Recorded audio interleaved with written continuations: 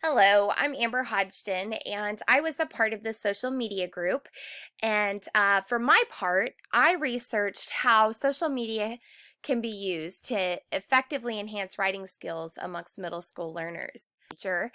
One of my biggest struggles that I have is getting students not only excited about writing, but to get that pen and paper to work. And so I'm looking for new creative ways to engage them. Well, we know that practice makes perfect. The more we write, the better we become as proficient writers. Well, how do we get them to write? So, social media is something that all my students are familiar with. Almost all of them have an account. So I thought if we can utilize that to make them become better writers, why not do that? But how? How do you go about doing that? So that's what I wanted to research and find.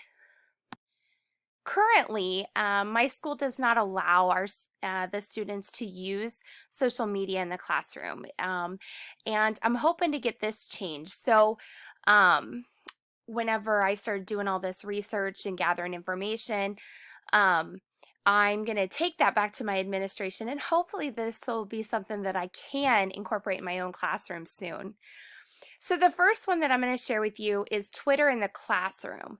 And so for this, I even created a Twitter account. Of course, I don't have any followers or anyone following me, but I did this just to kind of get a feel for what this would look like and for designing my slides.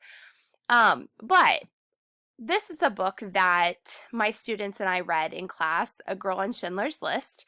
And so an example of how I could use Twitter in the classroom would be um, telling them to write a thesis statement regarding their opinion of Oskar Schindler. Like, is he a hero or not? And we're really working on writing thesis statements. Um, so this would be like a really fun and easy way to do that. And so then they would just do hashtag book review or at my name. And this would organize the lesson and keep them all together. Students would be able to see what other people wrote as their thesis and use that peer technique to help them self-correct and get ideas and that kind of thing. But they could also use it to summarize short little summaries because, of course, on Twitter, you are limited on how many words you can use, but this would be a great way to write book reviews, or you could even do like, where everyone is responsible for writing a line in a poem. Of course, stating opinions with reasons. There's so many different things that you could do, and then use that little hashtag mark and keep it all together. So I thought that was really cool. And also, if you click here on my slides, it gives great ideas for where I came up with these ideas, I guess. All my sources are there. But Instagram in the classroom, here I have an Instagram page with pictures of different books. And so maybe I gave them a choice of some books that they could read, and that they would read that book. And then maybe they take a picture of the cover of whatever book it is that they read, and they attach a book report to it, or they give descriptions and outlines, or give a book talk or a recommendation of any kind. I mean, there's so many things that you could do. Writing from prompts.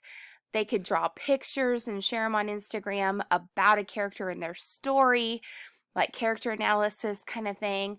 There's so many different things that you could do with Instagram, but pictures, like kids love pictures and it really entices them. And I could even just put a picture on Instagram and say, write a short story about this picture, and it could be anything. And that could really get their imagination going. So I think that's a really powerful tool that we could use as well. Also, Facebook in the classroom.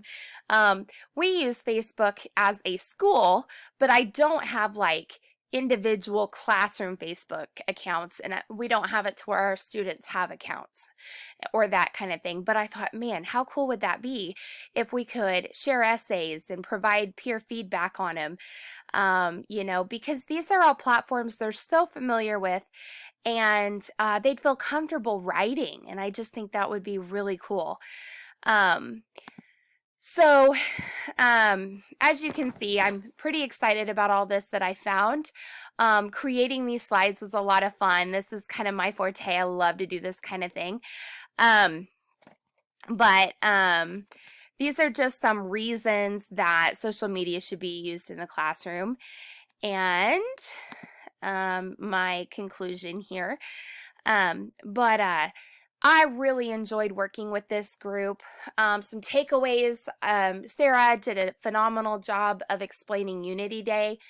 And that is something that I would even like to incorporate in my school. Kelly did a great job of explaining how social media can be used and how to determine which social media platform would be best. And Jennifer did a great job of explaining the effects of digital citizenship, which is something that I teach my class already. And I think we all did a wonderful job of branching out about social media and showing how it can be used in multiple different ways. So I was really happy to be a part of this group, and I feel like we did a really good job. So that's all I have. Thanks.